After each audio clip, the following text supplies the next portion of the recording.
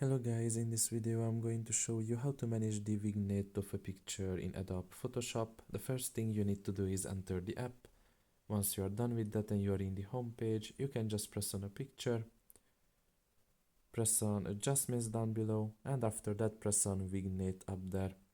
And here you can just manage the vignette. You can just swipe to the left or to the right and you can see how it's going to change. You can see that right now it is set to the amount. You can also set it to midpoint and you can manage it like that.